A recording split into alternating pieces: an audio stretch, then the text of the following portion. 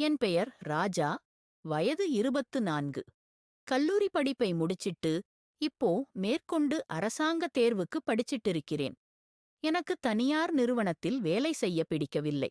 ஆகையால் சொந்தமாக பிசினஸ் அல்லது அரசாங்க வேலை என்ற முடிவில் இருந்தேன். எனக்கு பக்கத்து வீட்டில் சம்பத் என்ற நண்பன் இருக்கிறான். நாங்க சின்ன வயசிலிருந்தே ரொம்ப நெருங்கிய நண்பர்கள். அவனுக்கு ஒரு அண்ணன் இருக்கிறான். அவனுக்கு 2 வருடமும் முன்பு கல்யாணமாகியது. நண்பனின் அண்ணி சூப்பராக ஹீரோயின் மாதிரி இருப்பாள். மேலும் நண்பனுக்கு ஒரு தங்கச்சி இருக்கிறாள். அவள் இப்போ காலேஜ் படிச்சிட்டு இருக்கிறாள். அவளோட தங்கச்சியும் செமையாக இருப்பாள். ஆனால் நண்பனின் உறவுக்காரர்கள் என்பதால் தெரியாமல் சைடு அடிப்பதுடன் நிறுத்திக் கொள்வேன்.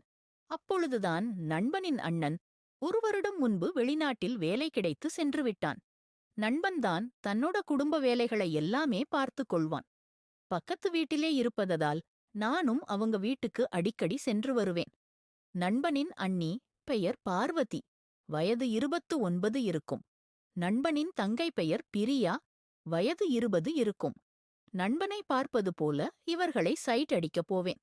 அண்ணி சேலை கட்டிக்கொண்டு வீட்டு வேலைகளை பார்க்கும்போது அவளோட கொழுத்த 2 மங்கனிகள் தளதளவென்று ஆடுவதை பலமுறை பார்த்து இருக்கிறேன். அவள் வீட்டை சுத்தம் செய்ய கீழே குனியும்போது அவளோட இடுப்பு 4 மடிப்புடன் அருமையாக இருக்கும்.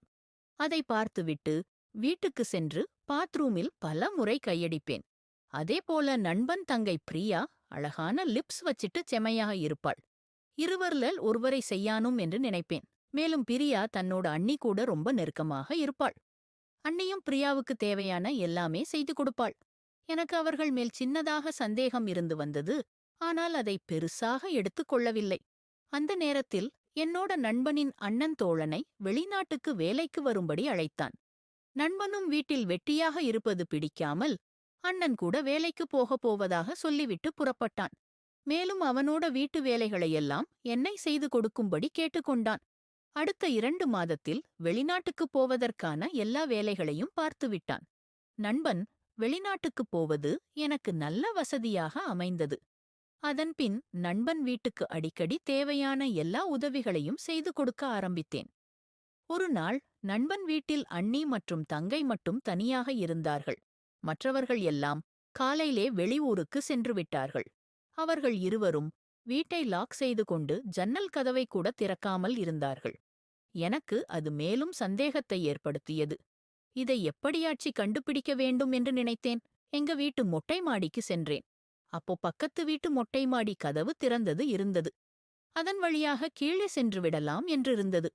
அவர்கள் காய வைத்த துணியை எடுத்துட்டு கீழே போகும்போது மொட்டை மாடி கதவை லாக் செய்யவில்லை என்று அறிந்து கொண்டேன். எனக்கு உள்ளே சென்று பார்க்கணும் என்று ரொம்ப ஆர்வமாக இருந்தது. நான் அந்த வழியாக உள்ளே இறங்கி சென்றேன். அப்போ ஹாலில் யாருமே இல்லை. மெதுவாக பூனை போல மேலும் உள்ளே சென்று அண்ணி ரூமை எட்டிப் பார்த்தேன். அப்பொழுது என்னோட கண்களை என்னால் நம்ப முடியல. இருவரும் உள்ளே இறுக்கமாக கட்டிப்பிடிச்சிட்டிருந்தார்கள்.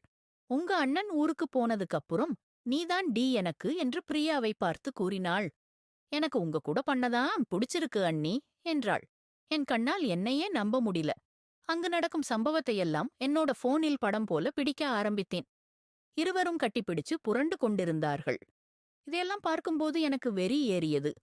ஆனாலும் அவர்களை தொந்தரவு செய்யாமல் வீடியோ எடுத்து கொண்டிருந்தேன்.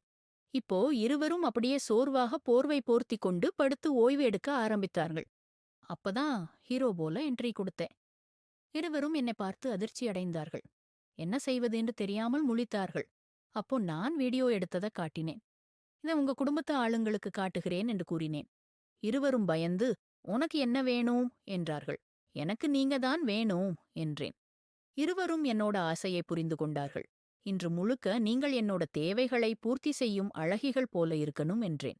அப்போதான் அவர்களோட முகத்தில் சிரிப்பை பார்க்க முடிந்தது. கண்டிப்பாக டா செல்லம், நீ வந்து எங்க நடுவுல படு, உனக்கு சொர்க்கத்தை காட்டுகிறோம் என்றாள் அண்ணி. நானும் குஷியாகச் சென்று நடுவில் சென்று படுத்தேன். முதலில் ஒரு மாதிரியாக இருந்தாலும் பின்பு ஒரே நேரத்தில் 2 பெண்களுடன் பண்ணுவது புதுவிதமான அனுபவத்தை கொடுத்தது. என்னை ராஜா போல பார்த்து கொண்டார்கள். அதன்பின் அன்று முழுக்க மூவரும் செய்தோம். பிறகு வீட்டுக்குத் தெரியாமல் அடிக்கடி இதுபோல ஆசையை தீர்த்து கொண்டோம்.